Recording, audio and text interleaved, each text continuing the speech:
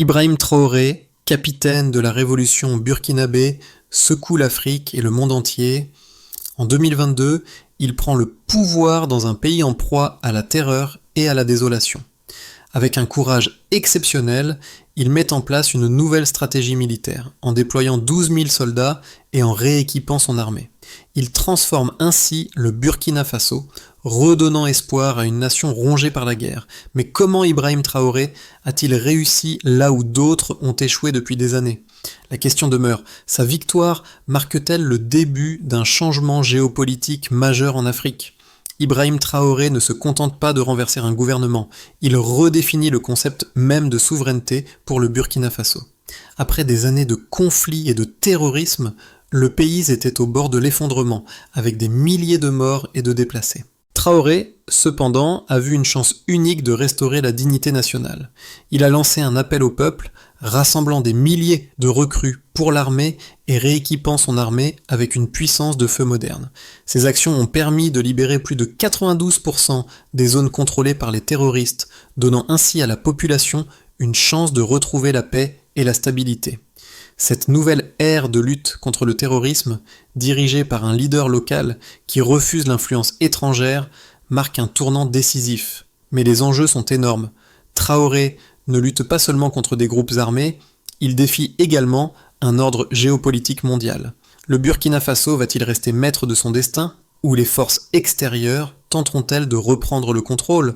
Le futur du Sahel en dépend. Avant l'arrivée d'Ibrahim Traoré, le Burkina Faso était un terrain de désespoir, une nation qui luttait contre un ennemi invisible et apparemment invincible. Depuis plusieurs années, le pays était pris dans un tourbillon de violence, avec des attaques terroristes quotidiennes, des milliers de victimes et des millions de personnes déplacées. L'armée burkinabé était submergée et les autorités se retrouvaient prises dans une guerre sans fin, alimentée par des acteurs externes qui, en apparence, venaient en aide, mais en réalité alimentaient le chaos. Les puissances occidentales avaient tenté de résoudre le problème avec leurs propres forces, mais les résultats étaient décevants. Les bases militaires, l'aide financière et les promesses de coopération ont échoué à stabiliser la région et les violences se sont intensifiées. C'est dans ce contexte qu'Ibrahim Traoré a pris les rênes avec un plan audacieux pour changer la donne. Refusant l'influence étrangère et les stratégies inefficaces imposées par l'Occident, il a décidé d'agir différemment. Traoré a non seulement réorganisé les forces armées burkinabées, mais il a également recruté massivement pour renforcer la sécurité intérieure. Plus de 12 000 nouvelles recrues ont été formées et des équipements modernes ont été fournis à l'armée, dont des jets de combat et des armes de pointe. En quelques mois, ces efforts ont porté leurs fruits. La majorité des zones occupées par les terroristes ont été reprises, et la population a commencé à regagner confiance. L'ouverture de plus de 1000 écoles et la réinstallation de milliers de familles témoignent de la réussite de cette stratégie. Mais cette victoire n'est pas seulement militaire. Elle représente un défi direct aux intérêts étrangers qui ont maintenu le Sahel dans un état de chaos empêchant toute véritable indépendance. Le véritable test pour Ibrahim Traoré sera de maintenir cette souveraineté et de continuer à repousser les forces extérieures tout en assurant la stabilité du pays à long terme.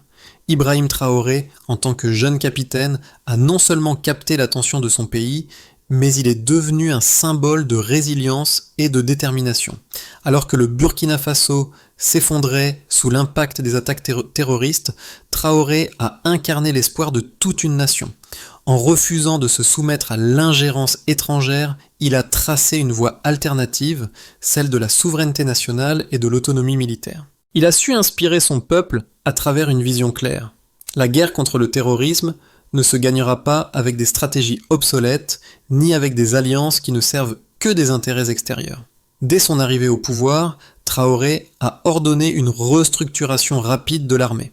Le recrutement de 12 000 nouveaux soldats a injecté une nouvelle énergie dans l'appareil militaire, transformant une force en déclin en une armée prête à reconquérir le territoire national. Mais au-delà de la simple mobilisation militaire, il a également lancé un appel à l'unité nationale, mobilisant non seulement les soldats, mais aussi les civils pour participer à la défense de leur pays. Cette approche inclusive, en rassemblant les jeunes, les volontaires et les citoyens dans un effort collectif, a permis d'élargir le soutien à sa stratégie. Les résultats de cette mobilisation ont été impressionnants. La reconquête de vastes zones du pays, auparavant contrôlées par des groupes terroristes, a marqué un tournant. La victoire ne se mesurait pas uniquement en termes militaires, mais aussi en termes sociaux et humains, avec le retour de milliers de réfugiés et la réouverture des écoles. Cependant, l'impact initial de cette transformation a un prix. La stabilité du pays, elle est toujours fragile. Et la vigilance face aux tentatives d'intervention étrangère demeure essentielle pour garantir une indépendance durable. En 2022, Ibrahim Traoré a pris la tête du pays en pleine crise. La situation était catastrophique. Des milliers de morts, des zones entières sous contrôle terroriste et une armée nationale totalement submergée. Pendant des années, les puissances étrangères, en particulier la France et d'autres pays occidentaux, avaient tenté de résoudre le problème du terrorisme dans la région en envoyant des soldats et en établissant des bases militaires. Mais ces efforts n'ont fait qu'aggraver la situation. Le terrorisme s'est intensifié et la population burkinabé a vu ses terres, ses ressources et sa sécurité s'effondrer. Traoré a pris une décision audacieuse, refuser l'aide extérieure et prendre en charge la défense de son pays. Il a commencé par réorganiser l'armée et a ordonné un recrutement massif, ajoutant plus de 12 000 nouvelles recrues au rang des forces de sécurité. Ce renforcement de l'armée était une première étape essentielle, mais Traoré savait qu'il devait aussi moderniser son équipement. Alors que l'Occident tentait de lui imposer des restrictions, il a trouvé des partenaires en dehors de la sphère occidentale, sécurisant un arsenal moderne, comprenant 40 chasseurs et plus de 200 armes pour les forces terrestres. Avec ces nouveaux moyens, l'armée burkinabé a commencé à reprendre le contrôle de ses territoires. En moins d'un an, 92% des zones occupées par les terroristes ont été libérées. Le pays, autrefois plongé dans la terreur, a commencé à respirer à nouveau. Les régions du nord, autrefois totalement sous l'emprise des groupes armés, ont été reconquises. Cette victoire a non seulement apporté une sécurité accrue, mais elle a aussi permis aux milliers de déplacés de rentrer chez eux. Les écoles qui avaient été fermées ont rouvert, offrant un futur à des enfants qui avaient été privés d'éducation pendant des années. Mais au-delà de la reconquête territoriale, la véritable force de Traoré réside dans son changement de paradigme. Au lieu de suivre les stratégies imposées par l'Occident, il a opté pour une approche plus locale et inclusive. En mobilisant le peuple burkinabé, en particulier les jeunes et les civils, il a renforcé la cohésion sociale et la solidarité nationale. Cette participation active de la population a permis de renforcer la résilience du pays face aux menaces terroristes et de maintenir un contrôle permanent sur les zones récupérées. Les résultats de ce processus sont frappants. Non seulement le Burkina Faso a reconquis des zones stratégiques, mais il a également fait un bond en avant en termes de sécurité nationale. Les anciennes bases terroristes ont été détruites et les communautés locales, autrefois sous la menace constante, ont retrouvé un semblant de normalité. Cependant, ce n'est qu'un début. Le défi consiste maintenant à maintenir cette stabilité et à continuer à repousser les forces extérieures qui cherchent à interférer dans la souveraineté du pays. La stratégie d'Ibrahim Traoré a indéniablement produit des résultats, mais il existe des critiques sur l'approche qu'il a choisie pour restaurer la souveraineté du Burkina Faso. Certains estiment que son rejet de l'aide occidentale pourrait isoler encore davantage le pays sur la scène internationale, alors que Traoré a largement cherché à construire des partenariats alternatifs, notamment avec des pays en dehors de l'influence occidentale. Cette stratégie comporte des risques. Le Burkina Faso pourrait se retrouver pris dans un jeu géopolitique plus large, où ses choix de partenaires pourraient avoir des conséquences sur ses relations avec d'autres nations africaines et mondiales. De plus, l'acquisition d'armements modernes et de jets de combat a suscité des inquiétudes concernant une escalade militaire dans une région déjà instable. Certains analystes affirment que l'investissement dans des équipements militaires coûteux pourrait détourner des ressources essentielles des secteurs sociaux, notamment la santé et l'éducation. En réponse à ces critiques, Traoré et ses partisans défendent l'idée que sans une armée forte et indépendante, aucune nation ne peut espérer rester souveraine, surtout face à des menaces terroristes soutenues par des puissances extérieures. Le renforcement de l'armée, La modernisation de ces équipements et la mobilisation des citoyens burkinabés ne sont pas simplement une réponse militaire, ils sont aussi un moyen de restaurer la dignité nationale. Traoré a choisi de ne pas se soumettre à une dépendance continue aux puissances occidentales qu'il considère responsables de la situation précaire du Sahel. Selon lui, la lutte contre le terrorisme ne peut pas se faire sous la tutelle de forces étrangères qui ne font qu'aggraver la situation pour leur propre profit. Les résultats observés, notamment la reconquête de 92% du territoire et la réouverture de plus de 1000 écoles, témoignent de l'efficacité de cette approche. Ces victoires ont permis de redonner espoir à la population et de renforcer la légitimité du gouvernement de Traoré, non seulement sur le plan militaire, mais aussi social et politique. Cependant, les défis restent immenses. Maintenir la stabilité, éviter la dépendance à de nouveaux partenaires potentiellement controversés et garantir que les ressources continuent à être allouées de manière équilibrée entre défense et développement interne. Ibrahim Traoré a déjà réussi l'impossible, restaurer la sécurité et la dignité nationale pour un pays au bord de l'effondrement. Mais le plus grand défi reste à venir. En dépit des victoires sur le terrain et des reconquêtes de territoires stratégiques, les tensions géopolitiques se multiplient. Alors que le Burkina Faso reprend son indépendance, les puissances occidentales cherchent à redéfinir leurs relations avec le pays.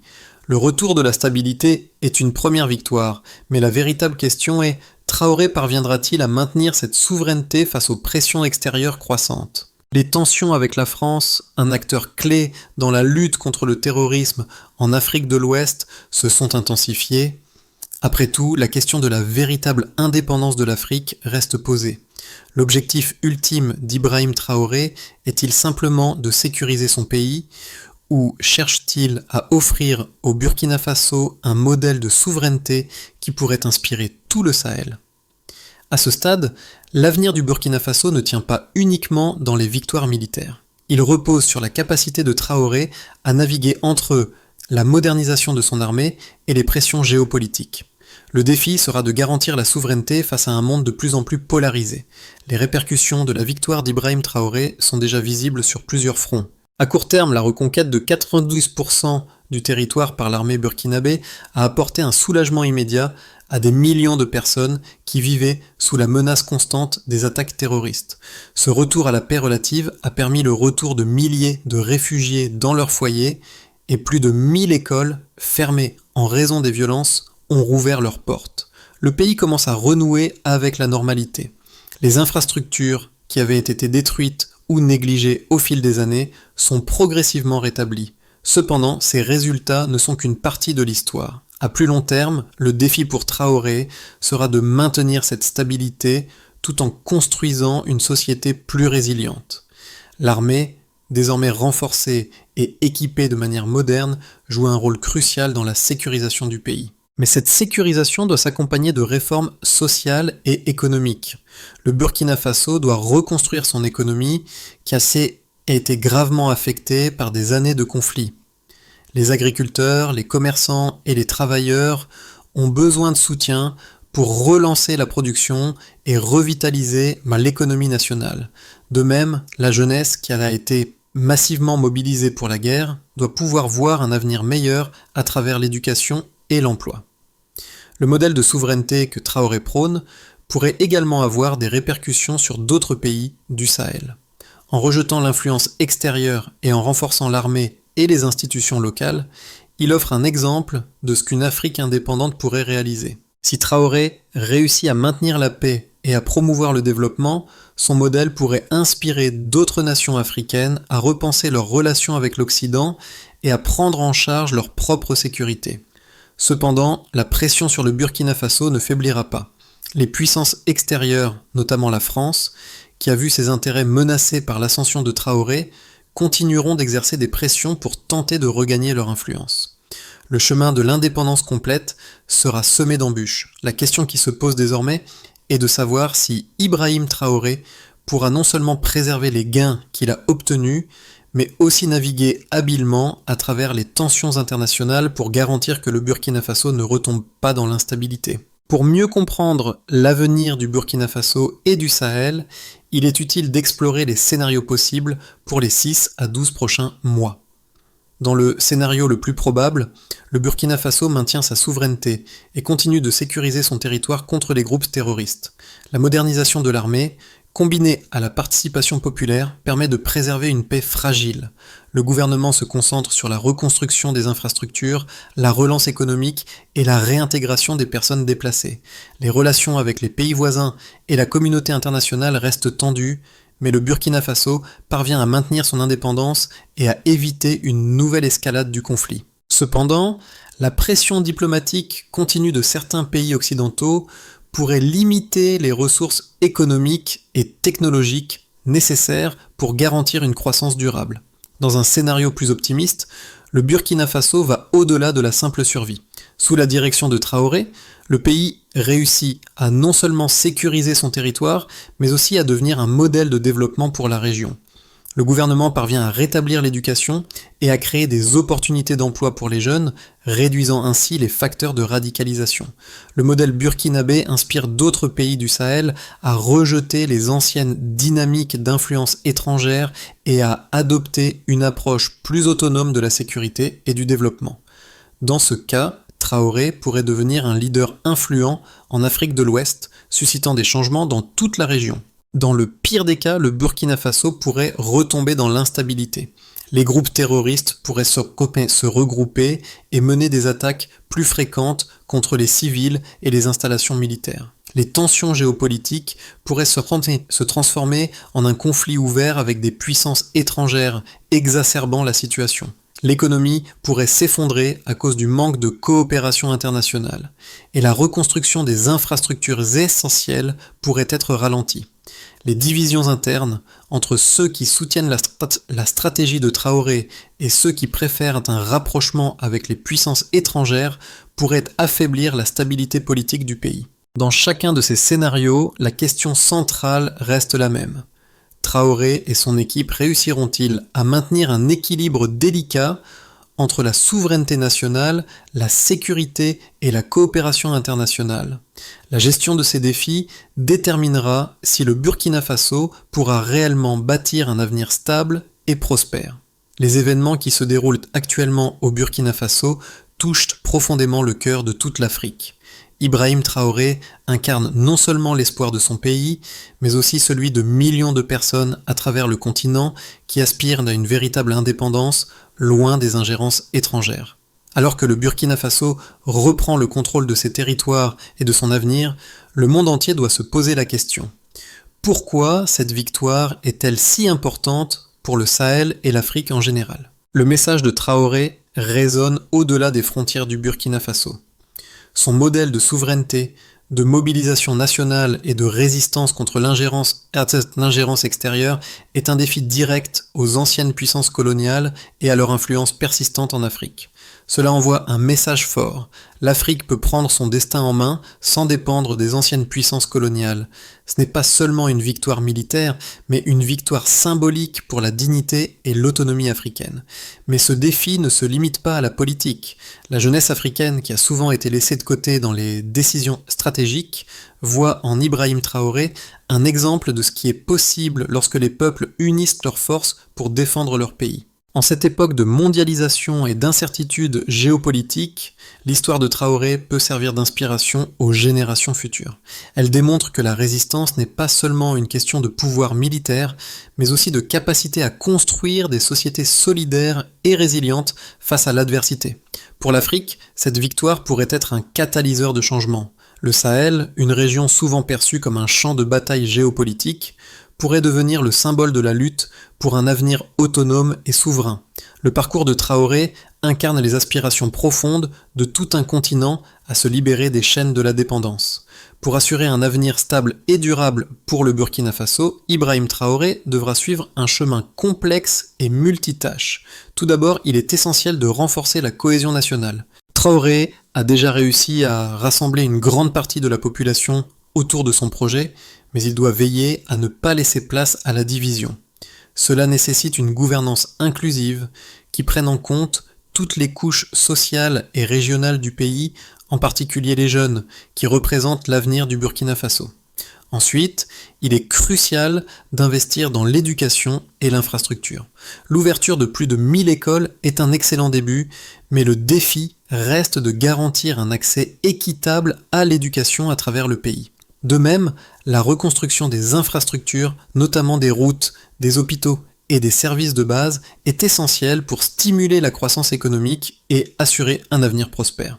Par ailleurs, le Burkina Faso doit diversifier son économie. Historiquement dépendant de l'agriculture, le pays doit explorer d'autres secteurs, comme le secteur minier, pour garantir une croissance soutenue. Cependant, ce secteur doit être géré de manière transparente et équitable, sans tomber dans les pièges de l'exploitation étrangère. Enfin, il est crucial que Traoré continue à renforcer l'armée et à préserver l'indépendance diplomatique de son pays. Cela passera par des partenariats stratégiques avec des pays qui respectent l'autonomie du Burkina Faso, ainsi qu'une politique extérieure équilibrée qui ne se laisse pas dicter par des puissances étrangères. Si ces étapes sont suivies correctement, le Burkina Faso pourrait se positionner comme un modèle de souveraineté en Afrique, offrant une alternative à la dépendance aux puissances extérieures et prouvant qu'un pays peut se relever, même après des années de guerre et d'instabilité. Ibrahim Traoré est plus qu'un simple dirigeant militaire. Il est devenu le symbole d'une Afrique qui refuse de rester sous la tutelle des anciennes puissances coloniales. Sous sa direction, le Burkina Faso a prouvé qu'il est possible de se relever d'une situation de crise extrême et de restaurer la dignité nationale. Mais au-delà des chiffres et des victoires militaires, ce qui frappe le plus, c'est l'impact humain de cette transformation. Le retour de la paix, la réouverture des écoles et le retour des réfugiés chez eux marquent un tournant historique. Ces changements, aussi tangibles soient-ils, vont bien au-delà de simples résultats de guerre. Ils sont le reflet d'une nation qui retrouve son avenir, qui réapprend à rêver et à reconstruire après des années de souffrance. Le rôle de Traoré dans ce processus n'est pas seulement celui d'un chef militaire, mais aussi celui d'un catalyseur de changement pour toute une génération. Alors que les anciens colonisateurs regardent d'un œil méfiant, le message du Burkina Faso est clair. L'Afrique a une nouvelle voie, celle de la souveraineté et de l'indépendance. Ce n'est qu'un début, mais le chemin emprunté par Ibrahim Traoré pourrait bien inspirer toute une génération à lutter pour sa propre dignité. Le parcours d'Ibrahim Traoré est une invitation à repenser ce que l'Afrique peut accomplir lorsqu'elle prend son destin en main.